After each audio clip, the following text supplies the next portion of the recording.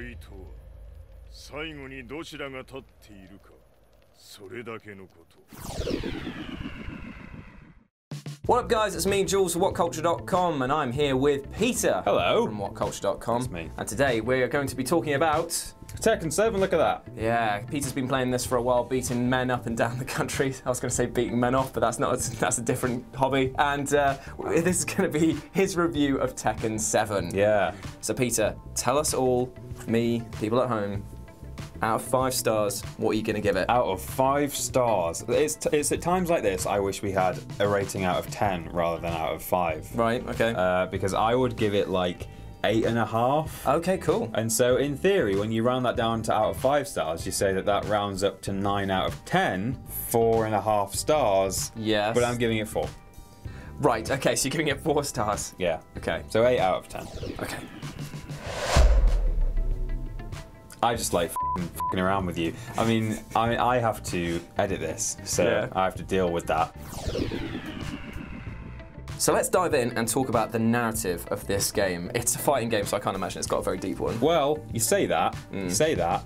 This game is, as has been said multiple times, heavily emphasised in the lead up to release. Yeah. This is all about the Mishima infighting. Oh yeah, the Jinpachi cycle, or whatever it's called. Yeah. Where basically it's just like men with silly facial hair fighting each other. Yeah, essentially, if you have a son in that family, you have to hate him. You have to throw him off cliffs. You have to throw him off a cliff is Yeah. actually what you have to do.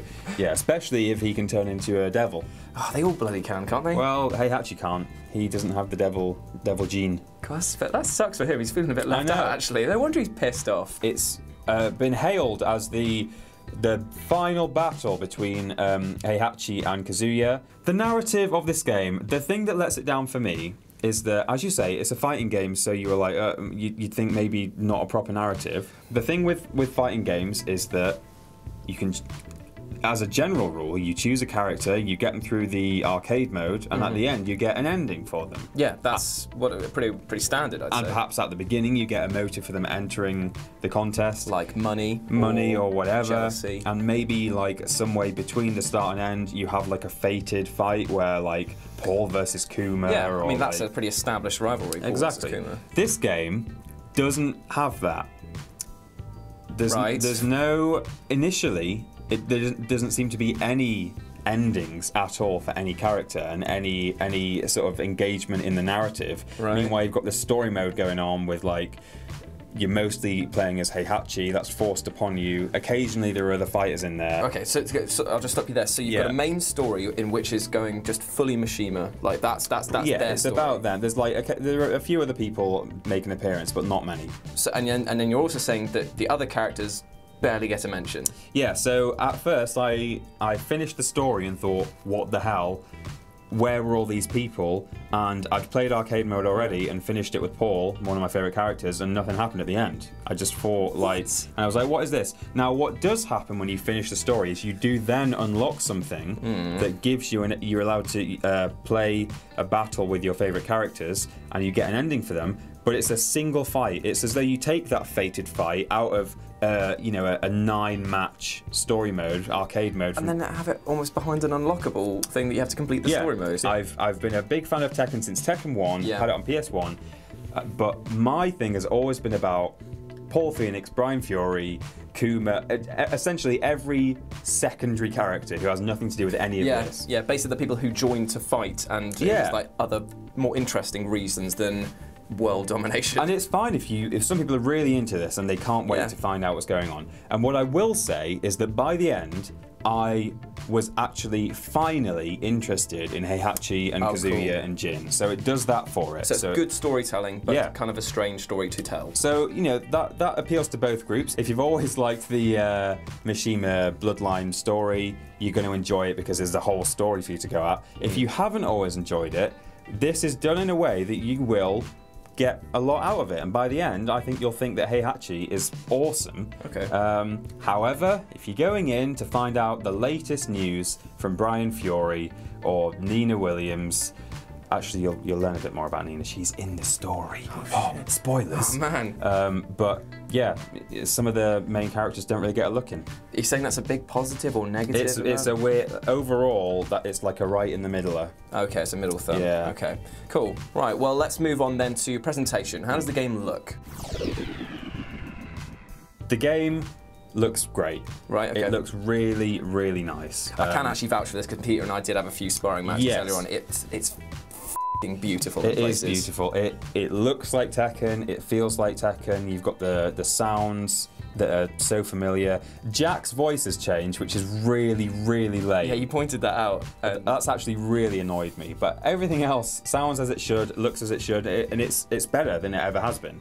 I mean, it's kind of a gameplay aspect as well. But you've got these new rage art attacks, which is essentially just a rage system. So when you get down to a very little bit of health, your bar goes red, and you can pull off this crazy attack. But certainly from a presentation point of view, those are amazing. Incredibly cinematic, aren't they, as well? And that sort of spills over into the actual fights themselves. Like when you're doing big hits, sometimes the camera will suddenly skew. There was even a nice thing that we noticed that when Peter and I were fighting against each other, if it was coming down to like, we had tiny bits of life left and we were both swinging a punch, the camera would actually zoom in to make sure we knew who had hit the other person first. Yeah. The final battle of the narrative, of the storyline is amazingly done. Really? And it's dropping bombs. You know, you're crazy. You're gonna not literally dropping. No. Oh, okay. So I was about to say a very different departure to gameplay there. Yeah, it's insane. The staging's lovely. The character models, particularly in that fight, there's a certain special character model that appears, and it's beautiful. And the cutscenes as well are wonderfully done.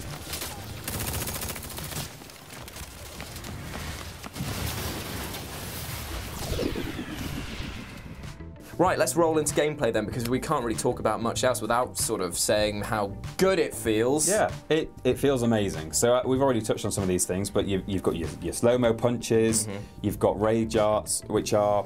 Now, you're a bit on the fence with these, aren't you? I'm a bit so-so. I understand why they've been included. Obviously, Street Fighter has its like ultra and hyper moves. Soul Calibur had them as well with the sort of critical attack stuff. Yeah. My issue was the amount of damage that they seem to do. It seemed to be like, you know, half a health bar worth of stuff. It can be. See, they're specifically designed to level the playing field and therefore keep the fights more exciting and engaging. So if you have two people who are equally matched, it's going to be level all the way through by its very nature. Yeah. But if you have a guy who's just way better than the other person, rage arts means it's still going to be on that level, and I think there's something to be said for that at least. Yeah, I think it's more just from like a purist fighting thing. Like, I really enjoyed the fact that if you are beating somebody, they shouldn't have a cheap maneuver that can be pulled out. I get that. The thing about it is, though, they're blockable.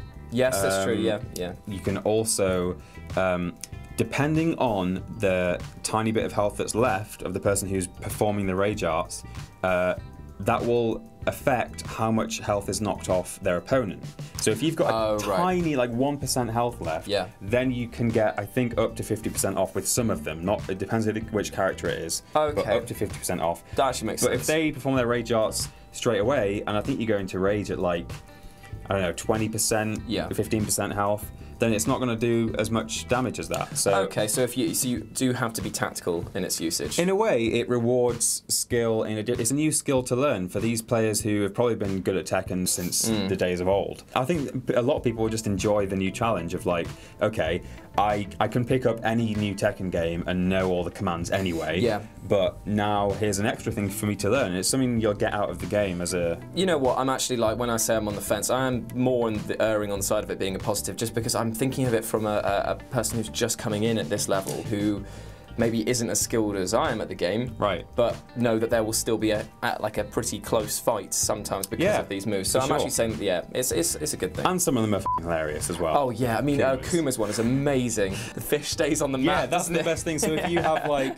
if you do that in your first round, and it's like round 2, there's just a fish flapping around. Amazing. It's so good. Other modes to consider. When you came round, you said, "Is team battle in?" Yeah. No, it's not. Can we change the handicap of the versus mode? No, we can't. We wanted to both go on like 200% health just to keep the matches going a little bit longer. Yeah, because not an option. wasn't an option. So from a local versus perspective, it's great, but there are a few niggles that were just kind of like customize it a bit more. It would feel like something that I'd want to return to again and again. Tekken's always been pretty good at like customizing your local options, but this one they seem to have slightly let go of that. Something that is back from Tekken 6 is the character customizer. Yeah, you showed me this. It looked amazing. It is actually really cool. There are, well, it's pretty good for most characters. Now we've all got a favourite or a set of 3 favourites or whatever, and some of them. Steve Fox, apparently. Love him. Fox. What? I love him. He's great. I know you do. But some of them just don't really get a look in. Kuma. All Kuma gets is this like weird armour that he's got, and they're all identical except for the colours. That's rubbish. So he's naked bear. He's like a really popular character. The interesting thing is as well, and I mentioned this to you earlier, is that part of the customizer is that you can change quite a lot of things. Actually, you can add weapons that are usable in the game. They're not overpowered. I think they're all right. It's about the same damage as taking a heavy kick. Yeah, isn't it? And there's a long build up where he has to go so you've got a chance to get in there. So you can add these like miscellaneous items, you can change the particle effects, but you can also change like this little avatar thing on the loading screen. And one of Kuma's is his red t-shirt. You can't get the red t-shirt. Kuma's been screwed over in this game. That's just an example. So some of them have some really cool things. Jack can like turn into this giant chunky like 1940s gold robot, like really cubey, like Doctor Who style thing. Cool. So some of them have really cool stuff, some of them don't. It just depends. Do they affect their stats at all, or is it just? I don't think they affect actual stats. I think they just give you, just cosmetic, and then the ability to use. Yeah, a couple of them have the ability to have a new attack. It's completely random what you're going to unlock, and now. Oh, so it could be anything for any character. Yes. I would much prefer it if I'm fighting as Jack. Please can I have some Jack stuff? Like even if there's just like a heavy leaning towards it, but occasionally you unlock something else. That would be preferable. I mean, yeah, you don't want to be fighting as Jack and then unlock stuff for Lucky, whatever her name is. No, Lucky Chloe. Lucky Chloe. Is that her name? Yeah, one of the new characters. She's okay. She'll appeal to certain people. She's kind of like this she's so kawaii. Kawaii, cutesy. I think when she does her rage arts at the end, she goes tee-hee. Like and she keeps on introducing herself with like, yeah, I'm not a fan of that. Why isn't Alex and Roger in this game? Screw you, Namco. Yeah. But thanks for sending us this, thank you for sending this really nice thing to us. So, I mean, we've played it together, but what is the multiplayer like? Online multiplayer?